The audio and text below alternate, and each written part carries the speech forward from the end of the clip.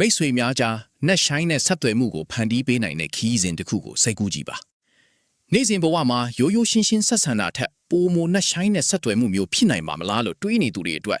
ဒီဗီဒီယိုကအထူးသင့်တော်ပါတယ်အတားအဆီးတွေဟာလူတွေကြားမှာမဟုတ်ပဲကျွန်တော်တို့ရဲ့ကိုယ်ပိုင်စိတ်ထဲမှာရှိနေရင်ရောဘယ်လိုလုပ်မလဲ တတိလေးမေမျောခြင်းဟာအသွေးမြန်တဲ့နေမိတ်တွေကိုဖယ်ရှားပေးပါတယ်ဒါဟာ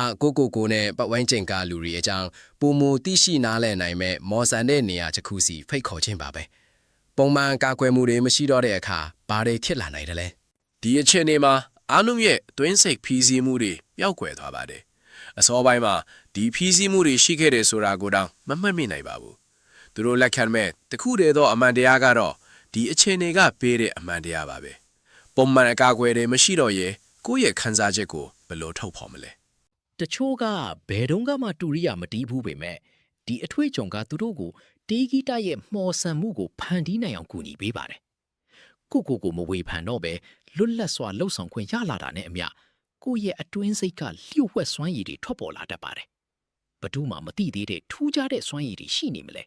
ကျွန်တော်တို့ဟာလူတစ်ယောက်ကိုသူ့ရဲ့အသွင်အပြင်ကိုကြည့်ပြီးသူ့အကြောင်းထင်မြင်ယူဆလိရှိပါတယ်။ဒါဟာကိုအကာအကွယ်ပေးဖို့ကိုယ်ပိုင်အသွေးတွေနဲ့နိုင်ရန်တစ်ခုကိုတည်ဆောက်တာနဲ့တူပါတယ်။ဒီတွေ့ကြုံကတော့ပါဝင်သူတွေကိုကဘာပေါ်မှာအကောင်းဆုံးကုထုံးပညာရှင်ဖြစ်လာအောင်လှည့်ကျင်ပေးပါတယ်။သူတို့ဟာတစုံတစ်ယောက်ရဲ့ပြဿနာကိုနားလေယုံတာမကဘယ်လိုဖြေရှင်းရမလဲဆိုတာကိုပါဖြေပြနိုင်ပါတယ်။ ကိုယ့်ရဲ့အိမ်မက်တွေရီမန်းချက်တွေကိုလုံးဝမသိတဲ့သူစိမ့်တစ်ယောက်ကိုရင်ဖွင့်ပြောပြလိုက်ရင်အဲ့ဒီအိမ်မက်တွေပြောင်းလဲသွားနိုင်မလားဒီလိုမျိုးရင်ဖွင့်ပြောပြလိုက်တဲ့အခါမမျော်လင့်ပဲနဲ့နေတဲ့ဆက်သွယ်မှုတွေပေါ်ပေါက်လာပါတယ်တယောက်ကသူ့ဘဝမှာအကောင်းဆုံးခရီးစဉ်တစ်ခုမှာသူ့ရဲ့စိတ်ဝိညာဉ်အဖော်ကိုတွေ့ခဲ့ရတဲ့အကြောင်းပြောပြတာမျိုးပေါ့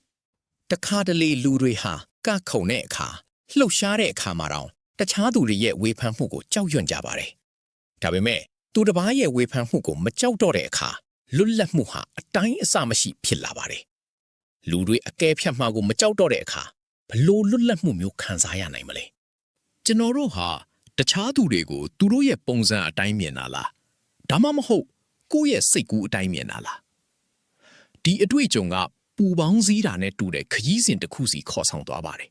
။ပိုပြီးမြင့်တက်လာလေအောက်ကလူတွေပူသေးငယ်လာလေပါပဲ။ဒီလိုအမြင်ပြောင်းလဲမှုကလူတွေနဲ့ပတ်သက်တဲ့ကျွန်တော်တို့ရဲ့အမြင်ကိုဘယ်လိုပြောင်းလဲစေနိုင်မလဲ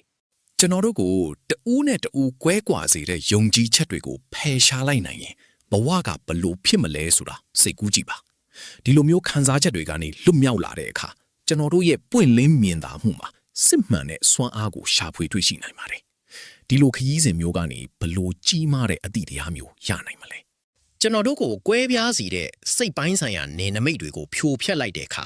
အလားအလာတွေဟာအဆုံးမဲ့ဖြစ်သွားပါတယ်ကျွန်တော်တို့ဟာကဘာလုံးဆိုင်ရာအသိမြင်နဲ့ပေါင်းဆက်သွားပြီးချစ်ချင်းမြတ်တာလှပမှုဖန်တီးမှုပျော်ရွှင်မှုဝမ်းနည်းမှုအောင်ပွဲခံမှုတွေထဲမှာဖုံးကွယ်ထားတဲ့အမှန်တရားကိုတွေ့ရှိနိုင်ပါတယ်ဒီမှန်တရားကတော့ကျွန်ုပ်တို့အားလုံးဟာတဦးနဲ့တဦးနဲ့ရှိုင်းစွာဆက်ဆက်နေတယ်ဆိုတာပါပဲ